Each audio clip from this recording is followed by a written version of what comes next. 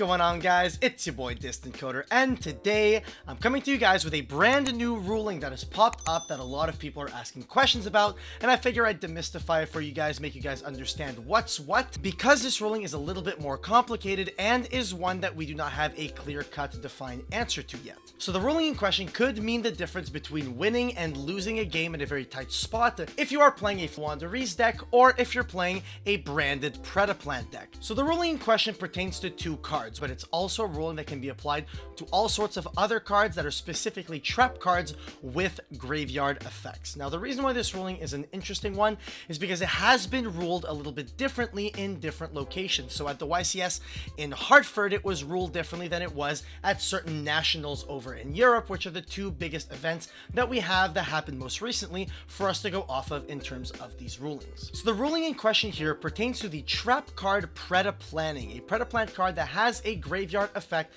that reads as follows. If you fusion summon a dark monster while this card is in your graveyard, except during the damage step, you can banish this card from your graveyard, then target one card on the field, destroy it. Now, this card has a graveyard effect very similar to that of Fluandereeze and the Dreaming Town, which also has a graveyard effect that activates and reads as follows. If you tribute summon a level 7 or higher monster while this card is in your graveyard, you can banish this card, change all monsters your opponent controls to face down defense position.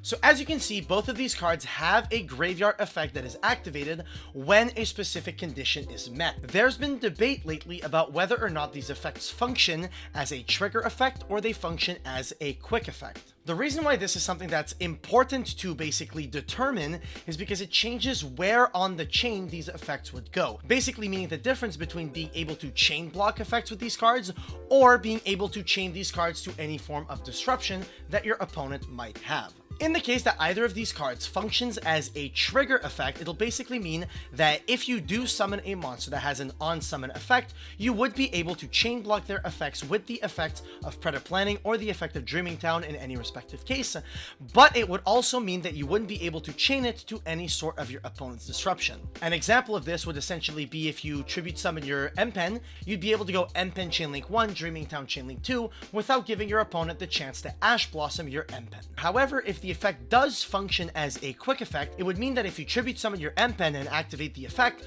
you have to give your opponent the chance to activate their Ash Blossom before you would be allowed to activate the Dreaming Town. So it is very important for Fluandereeze players in a situation like this to know whether or not the Dreaming Town functions as a trigger effect or as a quick effect. Alternatively, for Predaplant branded players, it's very important to know as well because they're on the other side of the coin. And the reason for that is because you would then be able to place it later on in the chain. For example, if you choose to summon your Predaplant Dragostapelia and activate the effect on summon in order to place a counter on the opponent's monster, and your opponent chains something like Skill Drain, you would then be able to use the Predaplanning as Chain Link 3, banishing it from your graveyard to target the opponent's Skill Drain and destroy it. Because the chain resolves backwards, Planning destroys Skill Drain does not successfully resolve, and then the Dragostapelia will successfully place a counter on the opponent's monster.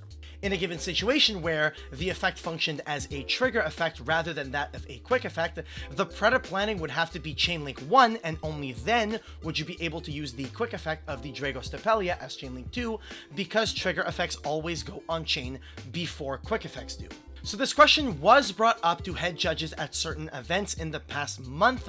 There's been a little bit of a disagreement with the higher event tier judges on how this effect is supposed to be activated. So in this situation, we have the judges at YCS Hartford that have ruled it as a quick effect, meaning that it would go on chain after any trigger effects. But at certain nationals in Europe, most notably the German nationals, it was ruled that it was supposed to function as a trigger effect, meaning that you would be able to simply chain block your M-Pen with a Dreaming Town, but you wouldn't be able to chain your Predaplanning to a Skill Drain that is being chained to your on-summon effect of a Dark Fusion monster when you fusion summon it. Now, the big issue with this is that more often than not, when we have rulings that are being disputed like this, there is some sort of precedent somewhere that we can find in order to basically demystify whether or not it's supposed to work one way or the other. But in this situation, there is none. I've scoured through the entirety of the OCG database, and I have found nothing except for one example that cannot be translated over to the TCG.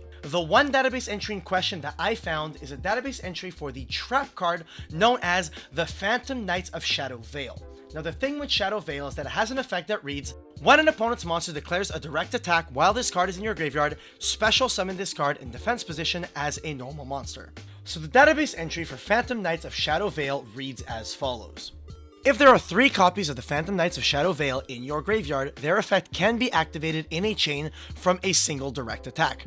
Furthermore, if you want to activate Mirror Force when the opponent declares a direct attack forming a chain with the Phantom Knights of Shadow Vale, the chain can be built in any order you wish. Now, the thing that you need to keep in mind about this database entry is that it does come with a caution. It does say reader beware, and the reason why it says that is because the Phantom Knights of Shadow Vale does not have the same text in the TCG as it does in the OCG. In the TCG, the effect of Phantom Knights of Shadow Vale is a mandatory effect. So for that reason, it will go on chain before anything else, because mandatory effects go on chain before optional effects do. However, in the OCG, Shadow Vale is not a mandatory effect, so if this database entry is anything to go off of, the database entry here suggests that the Shadow Vale's effect in the graveyard would function as a quick effect, but in the OCG only. By nature, typically trap card effects are going to be quick effects, especially in the graveyard, but we don't have anything confirming or denying this fact. So, and in the current point, it is one of those situations where if you're playing any of these cards and you're going to a YCS or going to any big event, make sure to ask your head judge how they are choosing to rule it,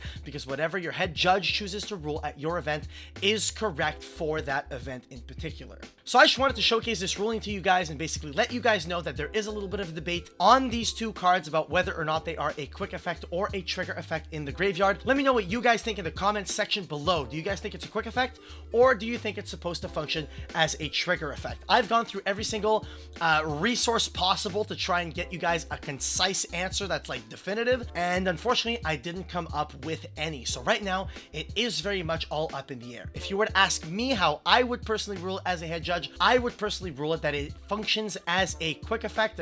However, if your head judge at your event decides to rule it as a trigger effect, I wouldn't say they're necessarily wrong. I just think that they see it differently than I do, which is absolutely correct. It's perfectly fine to do so. That being said, guys, that's it for this ruling explanation video. I hope you guys learned something new, and I hope you guys try to figure out for yourselves whether or not you think it's supposed to be a quick effect or a trigger effect. I'd love to hear what you guys think in the comment section below. That being said, I'll see you all in the next video.